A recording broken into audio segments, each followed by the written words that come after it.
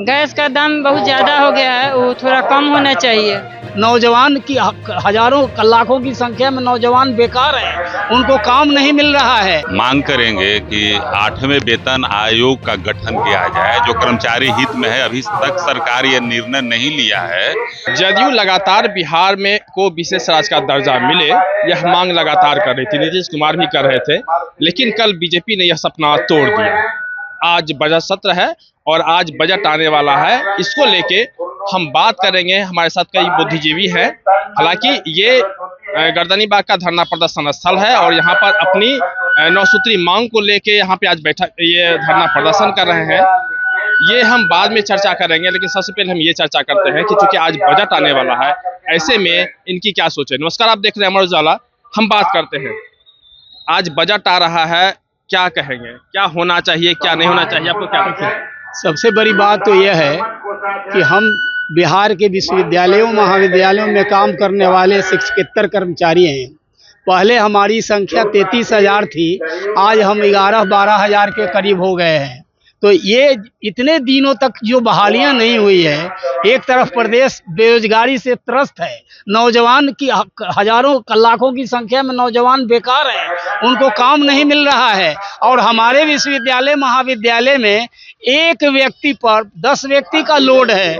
इसलिए सरकार आज के बजट में तो हम यही कहेंगे कि सरकार को पहले बेरोजगारी दूर करने का प्रयास करना चाहिए और विश्वविद्यालय महाविद्यालयों में जो 15,000 से अधिक पद रिक्त हैं, उन पर यथाशीघ्र बहालियां होनी चाहिए।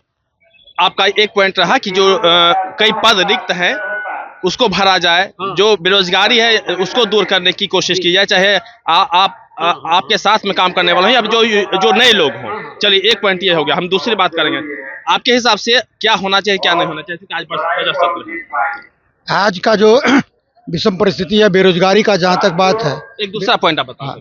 दूसरा पॉइंट ये है कि बिहार राज्य विश्वविद्यालय महाविद्यालय कर्मचारी ऑल ओवर बिहार के जितने भी सूबे, जितने भी प्रदेश में हमारे कर्मी काम कर रहे हैं, वो जो है सो उनको जो है सो वेतन सत्यापन कोषांग के द्वारा जो वेतन सत्यापन करके भेजा जा रहा है, वो सारा जो है सो कर्मियों का जो है सो वेतन कटौती करके भेजी जा रही है। जबकि ये जो है सो विश्वविद्यालय का जो है कि वेतन निर्धारण करने का जो पावर है, अधिकार है, वो विश्वविद्यालय स्टैट्यूटरी कमेटी को है, न कि वेतन सत्यापन कोषांग को है। वेतन सत्यापन को कोषांग सिर्फ उसको ऑडिट कर सकती है, उसको देख सकती है, लेकिन आज जो वेतन सत्यापन कोषांग का रवैया है, आज हमारे सूबे के तमाम कर्मचारी, चाहे अवकाश प्राप्त कर्मी हो चाहे कार्यरत कर्मी हो, सारे लोगों का वेतन को कटौती किया जा रहा है, जिसके कारण आज हम लोग का ये धरना है। वेतन में जो कटौती हो रही है वो कटौती नहीं होनी चाहिए। चलिए सर, आज बजट सत्र है, क्या होना चाहिए, क्या नहीं होना चाहिए। आज भारत सरकार के द्वारा जो बजट पेश किया जा रहा है, तो पहले तो हम मांग करेंगे कि 8वें वेतन आयोग का गठन किया जाए जो कर्मचारी हित में है। अभी तक सरकार ये निर्णय नहीं लिया है, जो बहुत खेदजनक है। दूसरी बात है कि बिहार को जो विशेष राज्य का दर्जा देने की जो आप बात किए हैं, वो वास्तव में बिहार का हक है। बिहार और झारखंड के बंटवारा के बाद जो स्थिति बनी है, उस परिस्थिति में यहाँ एसेट और लायबिलिटी का बंटवारा हुआ है। यहाँ संसाधन झारखंड के हिस्से में गया है और यहाँ खर्च करने का जो क्षेत्र है, दायरा बिहार में रह गए हैं।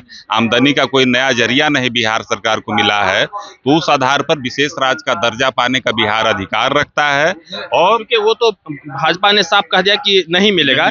आज जो बजट सत्र होने वाला है, इसमें आपकी क्या अपेक्षा है? यही है कि कर्मचारियों के हित को ध्यान में रखते हुए 8वें वेतन आयोग का भारत सरकार के द्वारा तुरंत गठन किया जाए।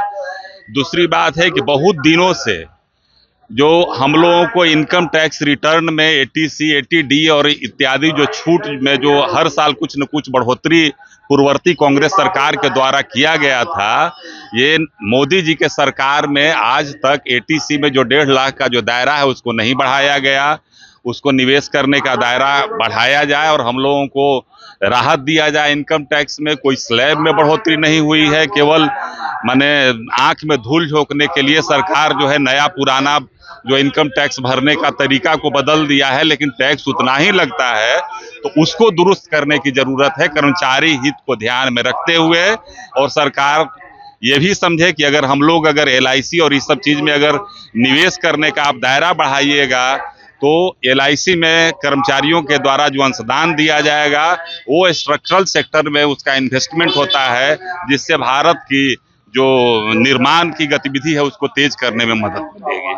क्या नाम है सर आपका? वेंकटेश कुमार, उपाध्यक्ष बिहार राज्य विश्वविद्यालय महाविद्यालय कर्मचारी महासंघ। पटना से TPS कॉलेज में हम करते हैं। परिचय सर आपका? मेरा नाम प्रमोद कुमार, DN मंडल विश्वविद्यालय लालू नगर मधेपुरा के मैं प्रक्षेत्रीय मंत्री हूँ और मैं वहाँ का सीनेट सदस्य भी हूँ। सर परिचय सर आपका? महामंत्री बिहार राज्य विश्वविद्यालय महाविद्यालय कर्मचारी महासंघ लोहिया नगर कंकरबाग पटना। सर आज बजट आ रहा है, क्या कहेंगे, क्या होना चाहिए क्या नहीं? क्या होना चाहिए? अरे हम लोगों का जो है बजट में प्रोविजन करे, जितना भी हमारा संविदा कर्मी है, डेली वेजेज है, उसका अस्थायीकरण नियुक्ति अगर कर देती है सरकार तो बेरोजगारी भी दूर हो जाएगा, अस्थायीकरण भी हो जाएगा, उसका कल्याण होगा और महाविद्यालय और विश्वविद्यालय का काम स्मूथली चलेगा। इस ओर सरकार का ध्यान इस माध्यम से आप कराइए। विपक्ष लगातार यह कहती है कि हम जो 17 महीना रहे हमने नौकरियां दी, ये भाजपा की NDA सरकार है वह नौकरी नहीं। वो NDA सरकार झूठ बोलती है। अगर वो विपक्ष वाला नेता हल्ला नहीं करता, हंगामा नहीं करता, तेजस्वी यादव का मैं नाम ले रहा हूँ खास तौर से, तो ये बहाली नहीं होती, कदापि नहीं होती। उसके हल्ला करने के बावजूद ही ये सब हुआ है। इतना दिन से क्यों नहीं कर रहे थे? जब विपक्ष हल्ला शुरू किया है उसके बाद नहीं शुरू किए हैं, तब हुआ है ना बहाली। इसके पहले कहाँ थे? 2 ही महीना में रहा, 10 महीना रहा। अगर विपक्ष सत्ता में आया तेजस्वी, तभी न इस काम को निराकरण किया गया। अब बहाली हुई, बेरोजगारी दूर हुआ और क्या कीजिए ना 10 लाख, अब 15 लाख आप बहाल कीजिए ना, कोई रोक रहा है? आप तो सत्ता में है, आपकी सरकार है, आप कीजिए, बेरोजगारी साफ दूर कर दीजिए बिहार से। बिहार का जो मजदूर जाता है दूसरे स्टेट में काम करने के लिए, क्या हो पंजाब में लाएगा यहाँ? आज बजट आ रहा है, क्या कहेंगे? गैस का दाम बहुत ज़्यादा हो गया है, वो थोड़ा कम होना चाहिए ताकि हम लोग अपना अच्छा से खाना बना सके। और और महंगाई का क्या?